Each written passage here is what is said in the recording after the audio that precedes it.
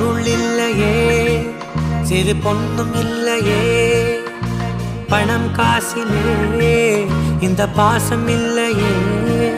அன்பான மகள் வந்தார், அம்பானி நானாகிறேன்.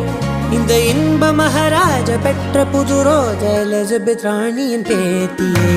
தாயே தாயே மகளன வந்தார்.